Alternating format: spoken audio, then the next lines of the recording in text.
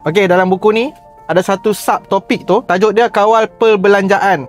Akak tu dia tengah buat kelas, and then dia cakap, dia bagi tahu kat anak murid dia lah, ada beberapa orang rakan kamu datang dan bertanya kepada saya, bagaimana seseorang itu dapat menyimpan 1/10 daripada pendapatan mereka, sedangkan pendapatan itu sendiri tidak cukup untuk perbelanjaan keperluan. Maksudnya, macam mana nak sembang, nak simpan duit sedangkan duit yang duk ada pun tak cukup? So dia tanya anak murid dia, berapa ramai yang membawa dompet kempis semalam? Lepas tu semua jawab kami. Okay, maksudnya apa yang ditanya adalah, siapa yang kemarin mai kelas ni dompet dia kering? Dan semua jawab kami.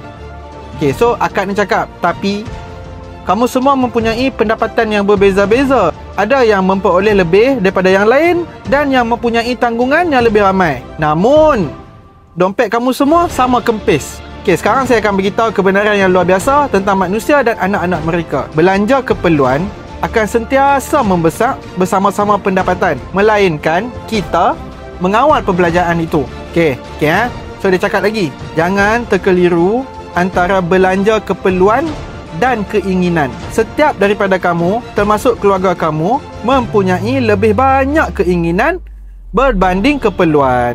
Pendapatan kamu pula tidak mampu memenuhi keinginan itu. Tetapi masih ada juga keinginan yang tidak dapat dipenuhi. Manusia sebenarnya dibebani dengan lebih banyak keinginan. Kamu fikir dengan kekayaan yang saya miliki, saya dapat memenuhi setiap keinginan saya? Itu persoalan akak. Akak tu, dia tanya balik ke anak murid dia, hampa fikir dengan duit yang banyak lah ni, aku dapat penuhi ke semua keinginan aku? Dia tanya macam tu balik ke anak murid dia. Kamu silap. Masa dan kekuatan saya terbatas. Walaupun dia orang kaya, masa dan kekuatan dia dah terbatas. Jarak yang saya dapat pergi bagi mengembara terbatas. Walaupun dia duit banyak, tapi dia tak boleh go semua tempat, dia tak boleh pergi jauh-jauh.